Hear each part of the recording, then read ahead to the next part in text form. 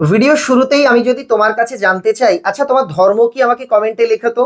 তোমরা কেউ লিখবে হিন্দু, কেউ লিখবে মুসলিম, কেউ লিখবে খ্রিস্টান বা অন্য কোনো ধর্মের কথা। কিন্তু এটাই কি ধর্ম? ধর্ম শব্দের আভিধানিক অর্থ যদি আমরা খুঁজতে যাই, দেখব যা আমাদের ধারণ করে তাই ধর্ম। অথচ আমরা ধর্মকে শুধুমাত্র প্রাতিষ্ঠানিক ধর্ম, যে হিন্দু মুসলমান, এর মধ্যেই আটকে রাখি। আচ্ছা এটাই কি ঠিক? নাকি ধর্মের স্বরূপ আলাদা কিছু? নাকি ধর্ম মানে অন্যকে জোর করে নিজের ধর্মে নিয়ে আসা? আজ আমরা লাইন ধরে ধরে, অর্থাৎ কবিতার প্রত্যেকটা পংক্তি ধরে ধরে আলোচনা করব, প্রত্যেকটা শব্দের অর্থ বলে দেব। শ্রীজাত বন্দ্যোপাধ্যায়ের লেখা কবিতা ধর্ম। কবিতাটি নেওয়া হয়েছে অন্ধকার লেখাগুচ্ছ কাব্যগ্রন্থ থেকে। এই কাব্যগ্রন্থের 14 সংখ্যক, মানে 14 নাম্বার কবিতা হলো ধর্ম। আর খুব মজার ব্যাপার হলো, ধর্ম কবিতাতে 14টি লাইন রয়েছে। 14 লাইনের কবিতাকে বলা হয় চতুর্দশপদী কবিতা বা সনেট। আশা করি তোমরা জানো।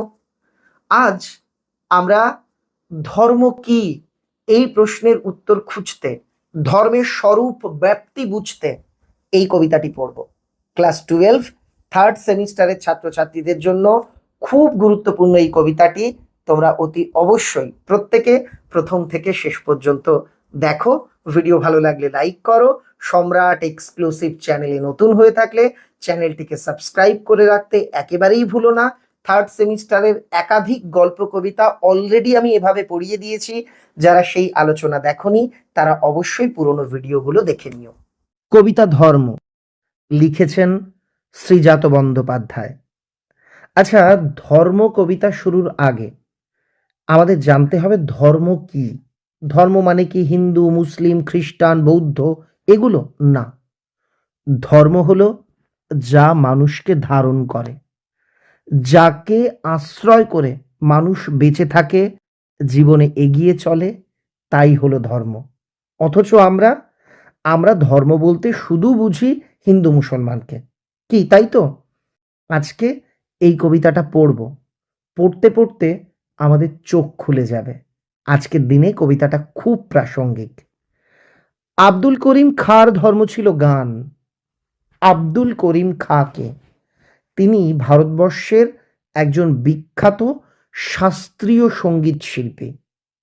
তিনি গোটা জীবন সঙ্গীত সাধনায় মগ্ন ছিলেন। তার ধ্যান, জ্ঞান, ধর্ম ছিল সঙ্গীত বা গান। এখানে কবি শ্রীজাত কিন্তু আব্দুল করিম খাঁর প্রাতিষ্ঠানিক ধর্ম, মানে তিনি হিন্দু না মুসলমান নাকি, এটা বলেননি। তিনি বলেছেন আব্দুল করিম খাঁর ধর্ম হলো গান। একটা উদাহরণ দিই। ধরো তোমাকে যদি বলা হয় বিরাট কোহলি, তোমার চোখের সামনে কি ভেসে উঠবে? ক্রিকেটার। তোমাকে যদি আমি কোয়েল মল্লিক নামটা বলি, তাহলে তোমার চোখের সামনে ভেসে উঠবে একজন অভিনেত্রী।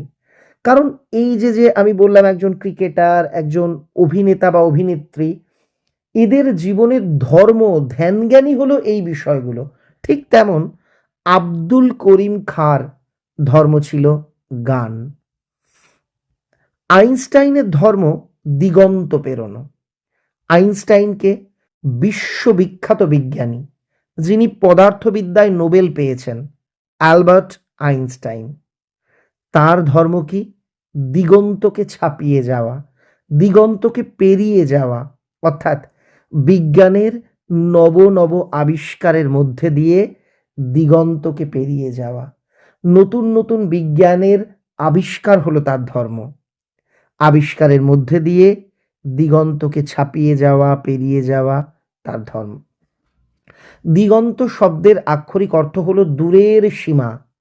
এখানে বিজ্ঞানের নতুন নতুন আবিষ্কারের মধ্যে দিয়ে দূরের সীমাগুলোকে অতিক্রম করে যাওয়াই হলো আইনস্টাইনের ধর্ম। কবিরের ধর্ম ছিল সত্যের বয়ান। কবিরকে, তিনি ছিলেন ভারতের ভক্তিবাদী আন্দোলনের অন্যতম পথিকৃৎ। তিনি ছোট্ট ছোট্ট গান বা ছড়া আকারে দোহা রচনা করতেন। তার সেই গান বা দোহাগুলি মানুষকে সত্যের পথ দেখাতো।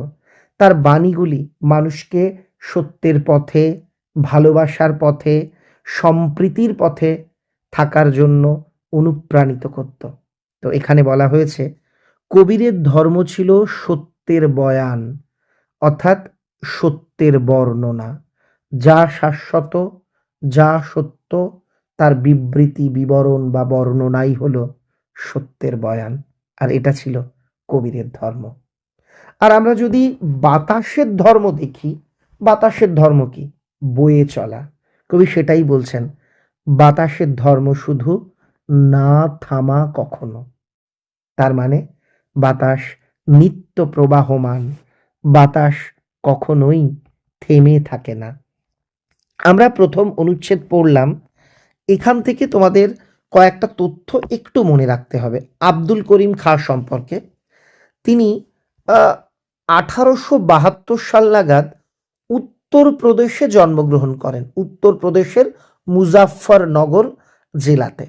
তিনি কিরানা এই নামের একটি সঙ্গীত ঘরানার উদ্ভাবন করেছিলেন। অ্যালবার্ট আইনস্টাইন, তিনি বিশ্ববিখ্যাত পদার্থবিজ্ঞানী, জার্মানির উটেনবার্গ শহরে তার জন্ম।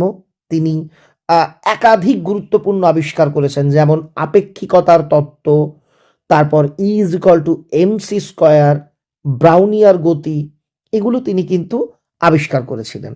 আর কবিরকে মধ্যযুগে ভারতবর্ষে যে ভক্তিবাদী আন্দোলন হয়েছিল তার একজন অন্যতম জনপ্রিয় সন্ত কবি, যারা সাধু সন্ত এবং কবি, সেই সন্ত কবি হলেন কবির। তিনি উত্তরপ্রদেশের বারাণসীতে 1339 সাল, এটা নিয়ে মতান্তর আছে, এই সাল নাগাদ তিনি জন্মগ্রহণ করেন। এবার আমরা চলে যাব পরবর্তী অনুচ্ছেদে। ভ্যান গঘের ধর্ম ছিল উন্মাদনা, আঁকা। উন্মাদনা মানে পাগলামি। ভ্যান গঘের ধর্ম ছিল উন্মাদনা, পাগলামো। কোন বিষয় নিয়ে? চিত্রাঙ্কন, ছবি আঁকা নিয়ে। গার্সিয়া লোরকার ধর্ম কবিতার জিত। গার্সিয়া লোরকা ছিলেন স্পেনের একজন বিখ্যাত কবি এবং নাট্যকার। তার ধর্ম কবিতার জিত, কবিতার জয় সূচিত করা। লেনিনের ধর্ম, লেনিন হলেন রাশিয়ার একজন বিখ্যাত বিপ্লবী। তিনি একজন রাজনৈতিক ব্যক্তিত্ব ছিলেন। তো বলা হচ্ছে তার ধর্ম হলো নতুন পতাকা। কারণ লেনিন আমাদের শিখিয়েছিল আন্দোলনের মধ্যে দিয়ে স্বাধীনতার পতাকা কিভাবে তুলতে হয়। সোভিয়েত রাশিয়ার প্রতিষ্ঠার ক্ষেত্রে তার অবদান ছিল অনস্বীকার্য। আগুনের ধর্ম আজও ভস্যের চরিত। আমি যদি তোমায় বলি আগুনের ধর্ম কি?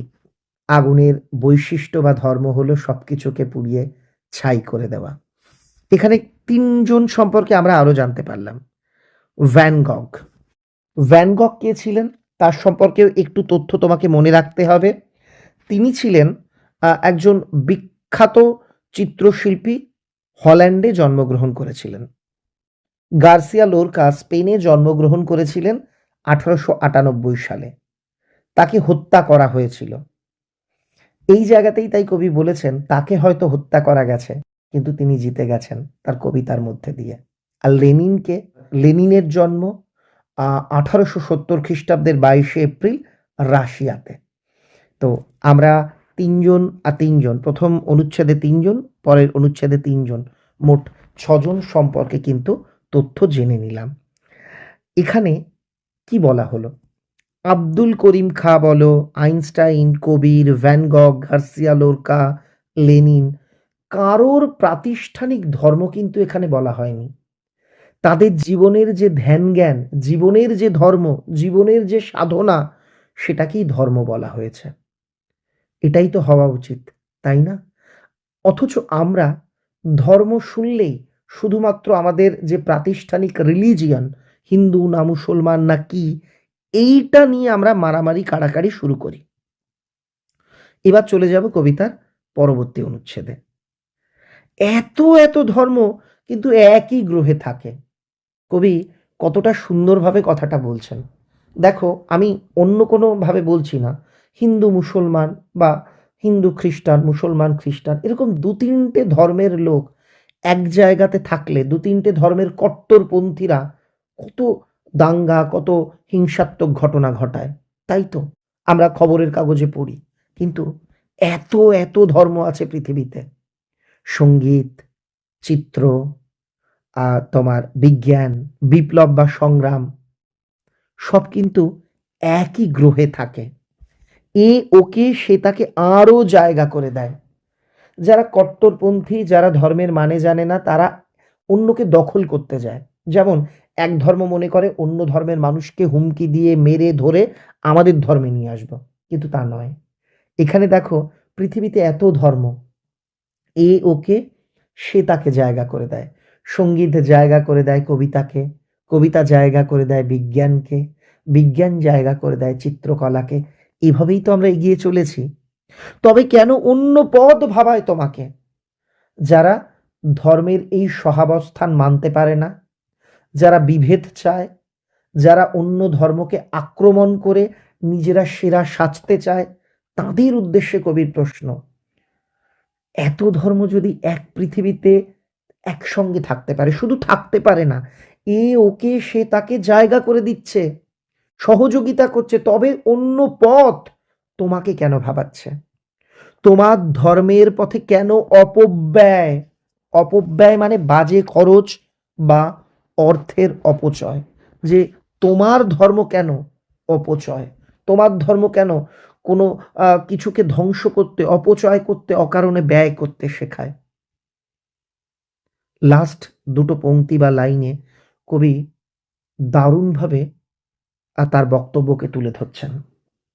যে তোমাকে শিখিয়েছে দখলের কথা, যে তোমাকে শিখিয়েছে অন্য ধর্মের ধর্মস্থান ভাঙো, অন্য ধর্মকে দখল করো, জোর করে অন্যকে নিজের ধর্মে নিয়ে আসো, কনভার্ট করো, অন্যকে আক্রমণ করো, অন্যকে নিজের ধর্মের ধনী বলাও, যেন সে ধর্মই না। এটা ধর্ম হতে পারে না, এটা প্রাতিষ্ঠানিকতা। প্রাতিষ্ঠানিকতা মানে কি?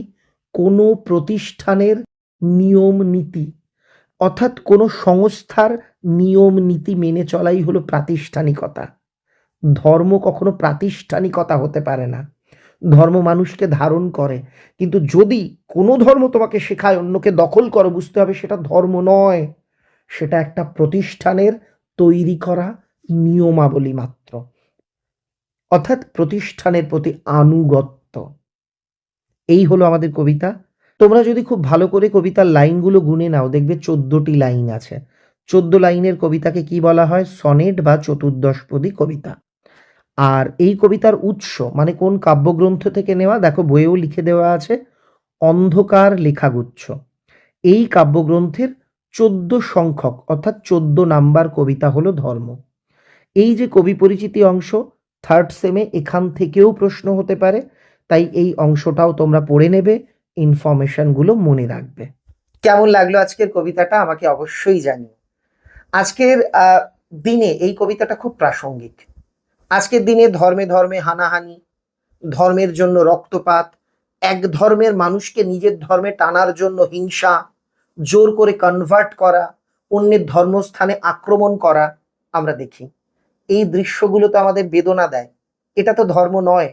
প্রত্যেকটা ধর্ম আমাদের শান্তির কথা শেখায়, প্রত্যেকটা ধর্ম আমাদের ভালোবাসতে শেখায়, অথচ আমরা ধর্ম বলতে দখলদারিকেই বেছে নিচ্ছি। এটা ঠিক নয়। আজকের কবিতাটা আমাদের সকলের চোখ খুলে দিক। আমাদের কাছে যদি কেউ জিজ্ঞেস করে আচ্ছা ধর্ম কি, বা যদি আমাদের ভাইয়েরা ছোট ছোট বোনেরা জিজ্ঞেস করে, আমার অনুরোধ তাদের, তোমরা এটা শিখিও, ধর্ম দু রকম, না হিন্দু মুসলমান নয়, ভৌত ধর্ম আর রাসায়নিক ধর্ম। ছোটবেলায় পড়েছিলে তাই না? যাই হোক, আজকের ক্লাস শেষ করব, তার আগে জানাই আমার লেখা সম্রাট এক্সক্লুসিভ থার্ড সেমিস্টারের বই, সবুজ রঙের বই, নিচে লেখা 27, এটা তোমাদের জন্য প্রকাশিত হয়েছে। অতি অবশ্যই তোমরা নিকটবর্তী বইয়ের দোকান থেকে এটি সংগ্রহ করতে পারো। এটা শুধু সাজেশন বই নয়, একদম কমপ্লিট একটা সহায়িকা বা গাইড বই, মিনি সহায়িকা। খুব অল্প সময়ের মধ্যে তোমরা পুরো সেমিস্টারটা কমপ্লিট করতে পারবে এই বইয়ের সাহায্যে। আর হ্যাঁ, যারা আমার কাছে অনলাইনে পড়তে চাইছো তাদের জন্যও সুযোগ রয়েছে। অনলাইনে কেমনভাবে পড়ানো হয়, সমস্ত বিষয় জানতে এই যে নাম্বারটি দেখছো এখানে তোমরা সরাসরি হোয়াটসঅ্যাপ করো, তৎক্ষণাৎ ইনস্ট্যান্ট রিপ্লাই এর মাধ্যমে তোমার কাছে লিংক চলে যাবে, তোমার প্রত্যেকটা প্রশ্নের উত্তর সেখানে তুমি পেয়ে যাবে। মনে রাখবে এই ক্লাসটি, আমি একেবারেই এটা দাবি করছি না আমি পশ্চিমবঙ্গের সেরা বাংলা শিক্ষক, তোমরা সবাই তোমাদের স্যারকে ছেড়ে আমার কাছে এসো, একেবারেই নয়। আমার বিশ্বাস অফলাইনের প্রত্যেকটা শ্রমজীবী শিক্ষক সেরা, তারা আমার চোখে নমস্য, আমার কাছে পূজনীয়। তবে কেন এই অনলাইন ক্লাস আমি খুললাম, অনেকেই আমার কাছে বলেছো স্যার আমাদের এলাকাতে বাংলার শিক্ষক নেই, অনেক দূর যেতে হচ্ছে। কেউ বলেছো স্যার আমাদের এলাকাতে শিক্ষক আছে কিন্তু তার সঙ্গে সময় মিলছে না, তাদের জন্যেই এই অনলাইন ক্লাস। কেমন? সবাই ভালো থেকো, সবার জন্য রইল অনেক অনেক শুভেচ্ছা।